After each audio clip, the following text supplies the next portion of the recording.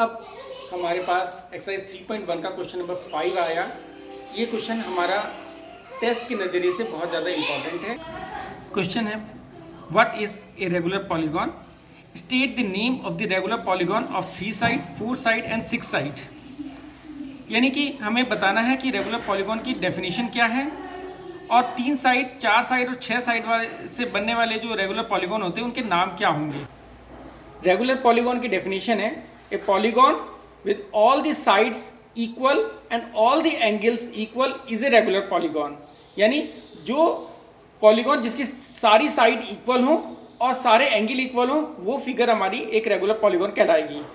Regular polygon with 3 side इसको हम कहेंगे इक्विलेटरल ट्राइंगल, 4 साइड वाली फिगर को हम कहेंगे स्क्वायर और 6 साइड वाली रेगुलर फिगर को हम कहेंगे regular hexagon. Question number 6, find the angles measure x in each of the following figure. इसका फर्स्ट पार्ट है हमें ये जो गिवन फिगर है इसके x की वैल्यू हमें फाइंड आउट करनी है। अब हमें पता है कि कोई भी पॉलीगॉन होता है उसकी जितनी भी साइड्स होती है उसमें 2 साइड कम करके अगर हम उसको 180 से मल्टीप्लाई करते हैं तो हमें उस पॉलीगॉन के सारे एंगल का सम मिल जाएगा। तो हम इसलिए हमने देखा इसकी 4 साइड थी और चारों साइड में से अगर हमने 2 साइड माइनस करी तो यानी हमारे पास 2 साइड बची और 2 साइड को अगर हम 180 से मल्टीप्लाई करेंगे तो हमारे पास 360 बचता है। अब 360 इस क्वाड्रिलेटरल का सम हो गया। अब हमने सारे एंगल का सम हमने 360 निकाला। हर एंगल की वैल्यू हमने एंगल ए की वैल्यू एंगल ए की जगह लिखी, एंगल बी की जगह और सी की जगह हमने एक्स लिखा। और हमने जब इसको सॉल्व किया तो देखो यहाँ पर 130 प्लस 120 250 हो गया, 50 ये मिला के 300 हो गया और x की वैल्यू हमारी निकल गई 360 माइनस 300 इक्वल्स टू 60 डिग्री। ये हमारा आंसर हो गया। अब हमारे पास सेकंड फिगर है। इस फिगर में हमें एक एंगल 60 दे रखा है, एक एंगल 70 दे रखा है और एक एंगल x दे रखा है। एक एंगल हमें दे नहीं रखा लेकिन दूसरे एंगल की दूसरी तरफ इसके एक 90 डिग्री वाला निशान लगा हुआ है। इसका मतलब है कि हमें सबसे पहले इस वाले एंगल की वैल्यू निकालनी पड़ेगी। क्योंकि ये दोनों एक सीधी लाइन है तो लीनियर पेयर बनाएगा और लीनियर पेयर बनाने के कारण क्या होगा, इन दोनों एंगल का सम 180 हो जाएगा। और अगर हम इस एंगल के यानी बी ए डी एंगल की वैल्यू निकालना चाहें तो ये हमारी 180 में से हमारा ई ए डी एंगल निकालने पर बन जाएगा। यानी कि हमारे पास ये एंगल हमारा आ जाएगा 90। अब फिर दोबारा वही एंगल सम प्रॉपर्टी लगाएंगे, angle A plus angle B plus angle C plus angle D equal to 360, क्योंकि ये भी 4 साइड वाली फिगर है। तो यहाँ पर ए का हमारा 90, बी का हमारा 60, सी का हमारा 70 और डी हमारा एक्स है तो एक्स को एक्स की जगह लिखेंगे 360। इन सबको प्लस करने पर हमारे पास 220 आया और एक्स इक्वल टू 360। तो एक्स की वैल्यू हमारे पास आ गई 360 minus 220 equal to 140 degree answer. का डी पार्ट को अब इसके डी पार्ट को अगर हम देखें तो इसमें हमारे पास एक रेगुलर पेंटागन दे रखा है। इसकी 5 साइड है, पांचों साइड इक्वल है और एक एंगल की वैल्यू हमें निकालनी है। क्योंकि एक रेगुलर फिगर है तो हमें इसकी साइड हमारे पास 5 है और रेगुलर फिगर है इसका मतलब इसका नाम 5 साइड वाली है तो पेंटागन है और इसके सारे एंगल हमारे पास बराबर हैं।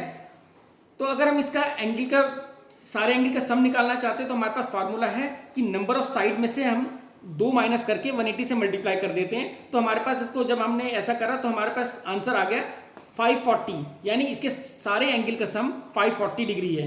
और एक एंगल अगर एक एंगल के सम से हम उसके पांचों एंगल को मल्टीप्लाई करें तो हमारे पास आ जाता है 540। तो हमारा x की वैल्यू आ जाएगी हमारे पास 540/5 इक्वल टू 108।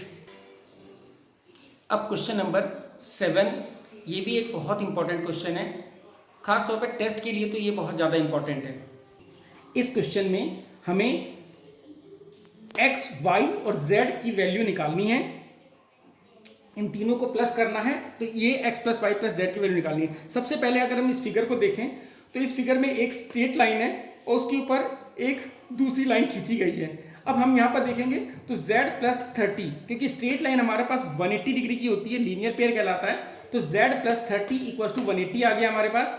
तो z की वैल्यू कितनी निकलेगी, 180 में से 30 माइनस करेंगे यानी 150 हमारे पास z की वैल्यू आ गई।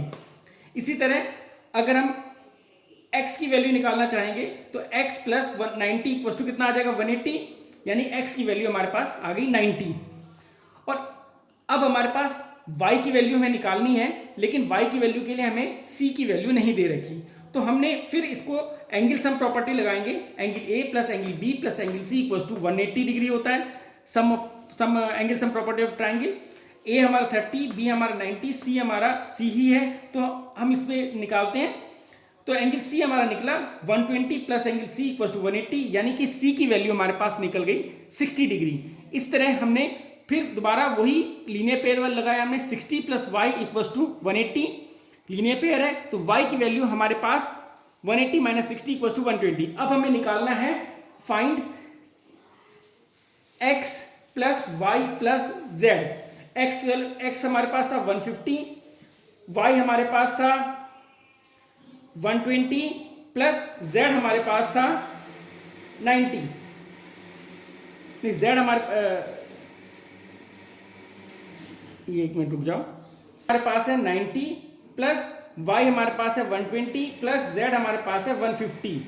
तो हमने देखेंगे कितना आएगा, 0, 5, 6, 7 और 9, 16, 6, 1 कैरी 2, 3, 360 डिग्री हमारा आंसर आ गया। तो इस तरह अगर एक्सटीरियर एंगल बनते हैं तो एक्सटीरियर एंगल जो बनेंगे उन सब का सम हमारे पास जो आएगा वो हमारे पास 360 आएगा ट्राइंगल के केस में।